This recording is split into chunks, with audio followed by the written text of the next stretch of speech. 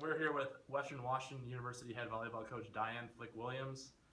Diane, it's report day. First day of practice, the whole team, all 20 players were up in Carver Gym getting after it. How does it feel to get back in the gym as an entire team and start the 2018 season?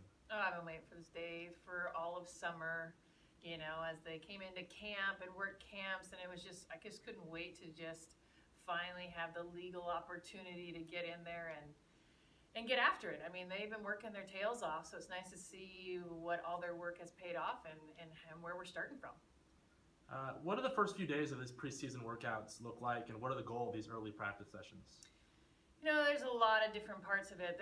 One part is maybe to get a little bit of the rust off from the summer. So we work really hard on trying to do that the first couple days. The other one is getting the freshmen acclimated to what we're doing and get them assimilated with the group.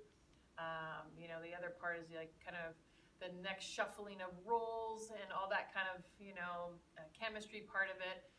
And then it's about figuring out what is our team signature and making sure we're highlighting that throughout the year. So there's a lot of exploration. There's a lot of stuff that we know, a lot of stuff we can build off of, but it's just basically taking all the puzzle pieces together and seeing what kind of picture they make. Perfect. Program has had a lot of success recent years, going back 10 years, 12 years, basically your whole 19-year tenure.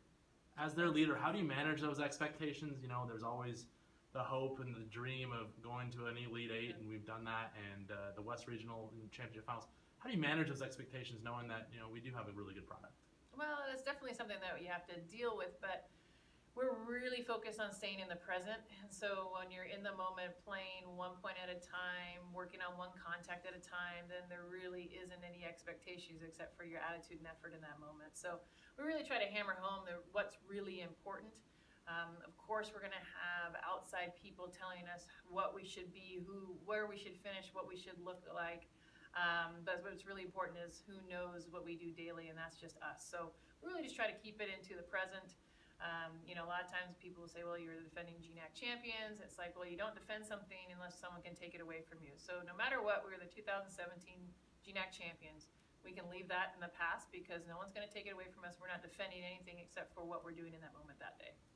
A signature of your teams in the program is when you hit the court running for those first few games, it's against top-level competition. Mm-hmm. West Florida Invitational is stacked with programs that have Elite Eight experience, including your program. Then you go right into the D2 West Region Showcase, and then boom, you're right into GNAC play. Mm-hmm. What does that tough early season schedule do for your program? How do you guys benefit from it throughout the season?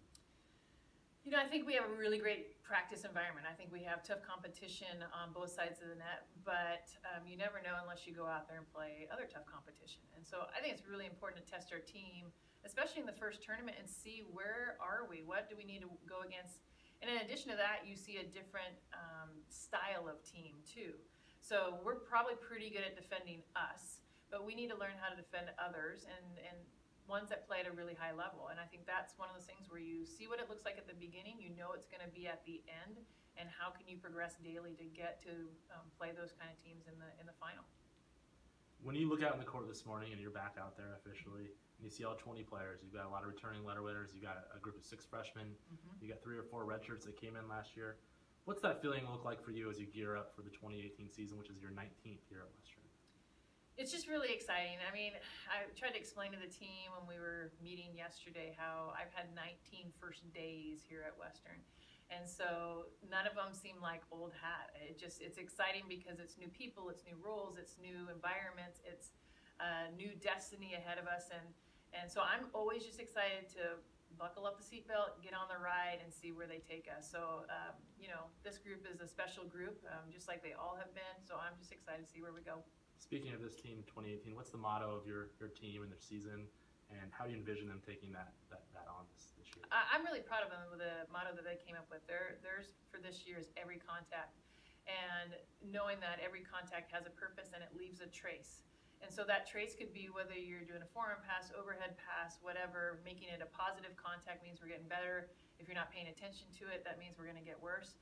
But they took it beyond the court and said that every contact with every person we come in contact with each teammate, with anybody in administration and support staff, students on campus, every time they make a contact with somebody, it's going to be important because they're representing Western Washington volleyball. So I was really proud of them because that was an important point they wanted to make this year too, is that it's not just about every time we touch a ball on the court, but it's about every time we touch a person. Abby Phelps, Michaela Hall, Kaylee Harper, Aubrey Stevens, Brett Bozel, Jocelyn Beaupre, Taylor Lyle, Allie Davenport. You got 6 freshmen. You got some red shirts that are coming back. Gabby Gunterman, Olivia Fairchild. Got a lot of talent coming back. Yeah. Got a lot of players I think people are excited to watch, and the GNAC is not excited to see. But how excited are you for this group of 20 players to go out there and have the opportunities that they're going to be presented and the challenges that they're going to be faced?